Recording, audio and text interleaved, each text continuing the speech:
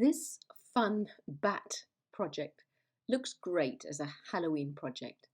So I've drawn the outline of a bat, but I've done it only with a half of it on the folded paper, and then I can trace through the other side of the outline on a sort of piece here.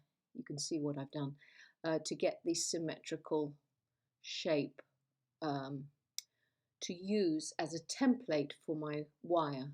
Now you'll find lots of these bat outline drawings online and you can decide on the scale.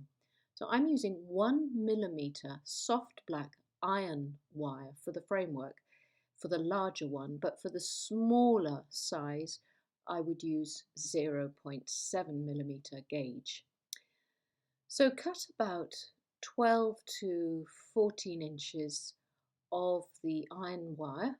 I mean, you can use other wires, you don't have to use this iron wire, and find the center, and then start off with the center of your piece. So it's the head between the two ears.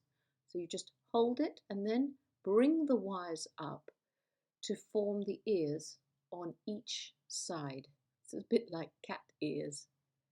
You won't be able to get the sort of points. Wire tends to sort of become rounded, especially this iron wire. It's not as easy to manipulate as copper. So if you've done a drawing to the scale that you want to create your decoration, what you do is just use that as a template. So you put your wire on it and it gives you an idea of where to bend the wire. And you can see I'm shaping one side and then I'm going to go to the opposite side to make the second wing. Obviously this is incredibly stylized, so don't be too worried about making it exactly right. You can see I've used those bracelet shaping rounded pliers, that the nylon ones that create that nice curved shape, but you can use anything rounded to form the frame around. So at the base of the wing you just want to go up and down with your round nose pliers to get these sort of scalloped edges of the wing. So again, as I say, it's only rough, it's a decoration, it's very, very stylized. So don't be too worried. So now bring the two ends together and bring them to a sort of V point. And where you want them to cross over, wrap one of the wires around the other to secure it. So that will create the frame. And then cut off the excess wire.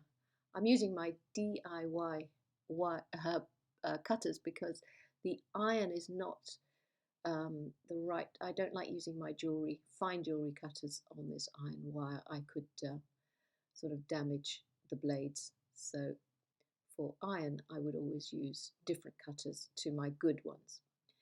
So now I'm just making a link right at the bottom after where I've wrapped and secured the frame.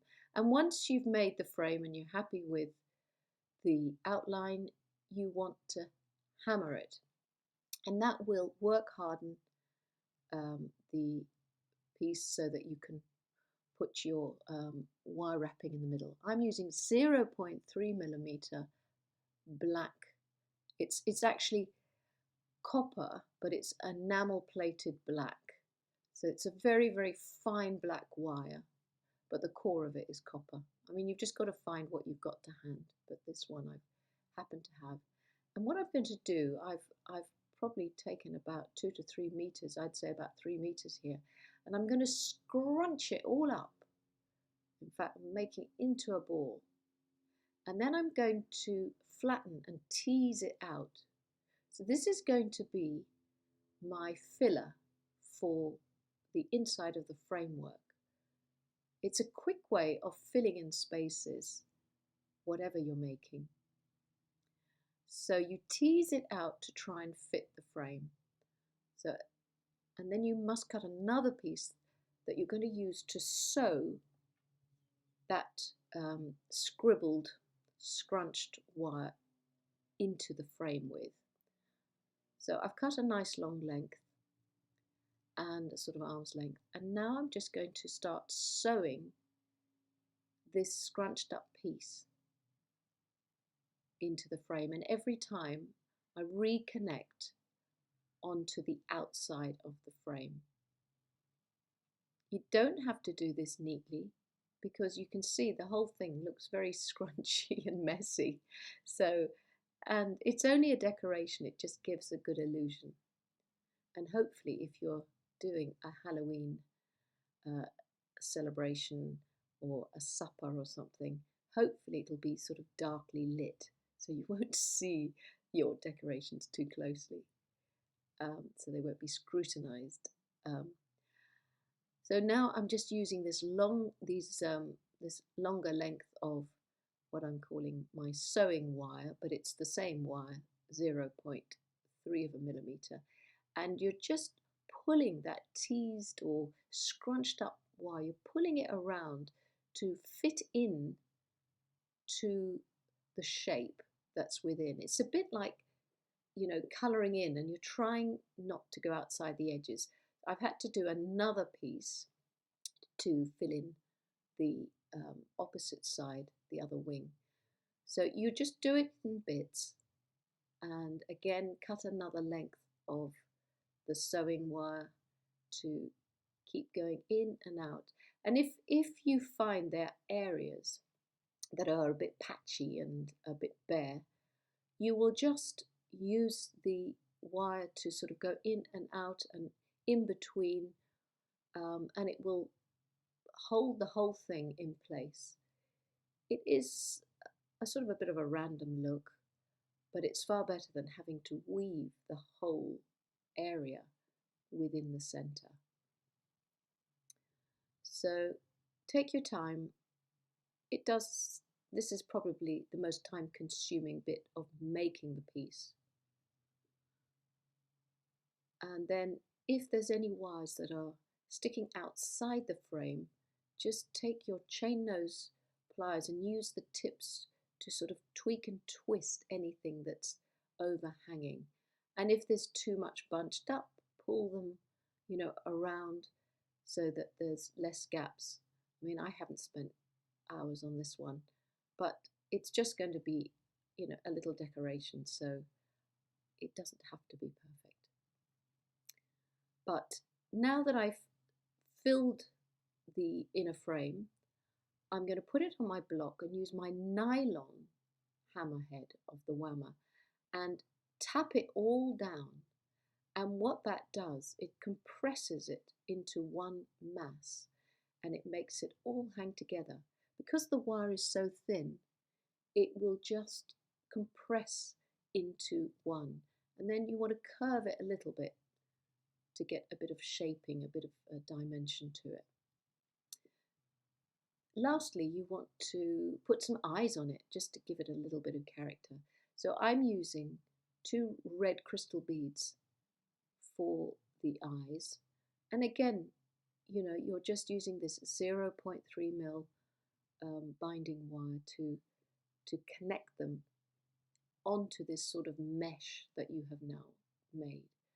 So feed one on and position it, and then bring the wire back through just to secure it, make it feel it's not going to wobble around. Sort of doing lots of stitches, but the stitches can be as messy as anything. And then position the next bead in place and sew that on. So you sort of have to hold it where you want it to be and put a stitch on in the side into this mesh. And once you've got those positioned in place, you can use this very, you know, the rest of the wire really, the very thin wire, to keep filling in the gaps.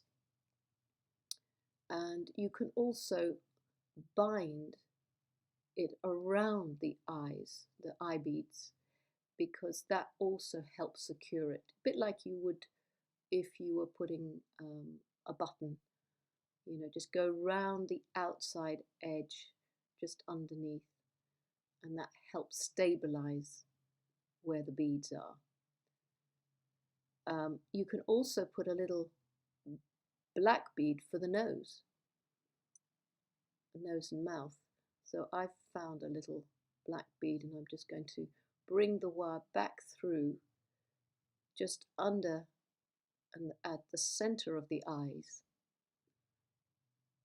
So I'm just putting it backwards and forwards. It's not so easy because the wire is so fine, but I'm getting there slowly.